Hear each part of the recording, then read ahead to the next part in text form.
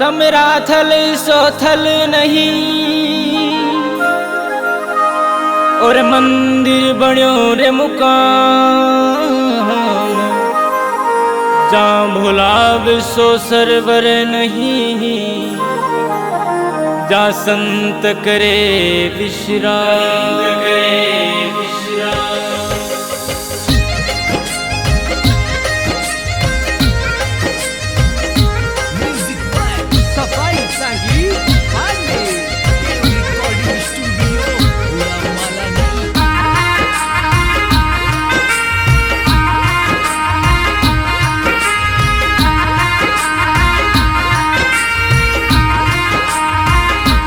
माने सतगुरु जियो उपदेश भाग मारो जागी गयो ओ माने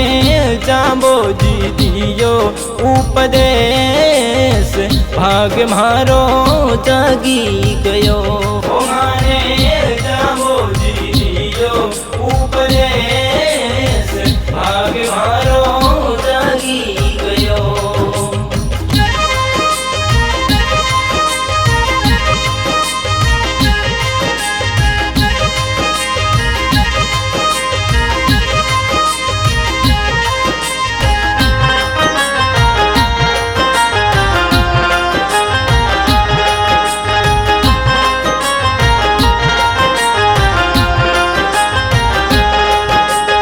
मरुधर देश समरातल भूमि गुरु जी दियो उपदेश मरुधर देश समरातल भूमि गुरु जी दियो उपदेश पीपसर में प्रकट भयाओ आए सुधारो पगड़ देश भाग मारो जागी गयो माने सतगुरु दियो उपदेश भाग मारो जागी गयो भाग मारो जागी गयो।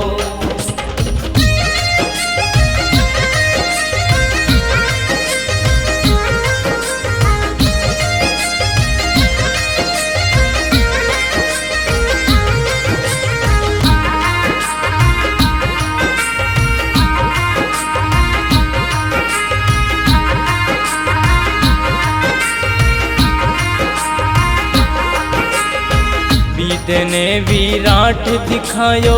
पुले जिने पाताल बीत ने विराट दिखायो पुले जिने पाताल 29 नियम सुनाई गुरु जी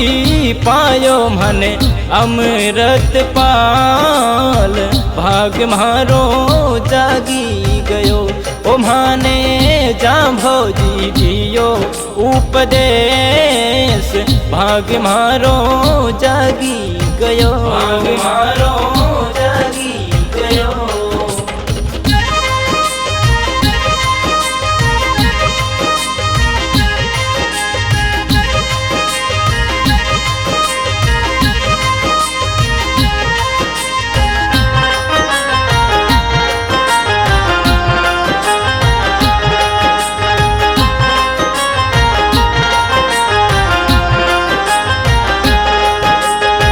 सांगराणा और नरेसा परचु में मद खान सांगराणा और नरेसा परचो में मद खान लोधी सिकंदर ऐसो परचो पढ़नी छोड़ दी रे कुरान भाग मारो जागी गयो माने जाभो जी दियो उपदेश भाग मारो जागी गयो भाग मारो जागी गयो।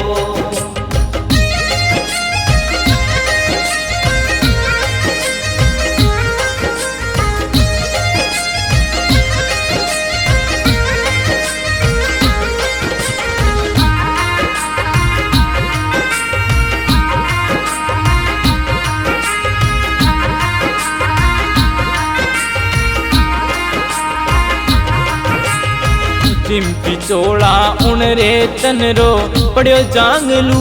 माय चिंपी चोलो उन रे तनरो पड़ियो जांगलू माय चिंपी चोलेरा दर्शन कर श्यान्या वाला बरशिंगाली जाय भाग मारो जागी गयो कुम्हाने जा भोजी दियो उपदेश भाग मारो जागी गयो भाग मारो जागी गयो।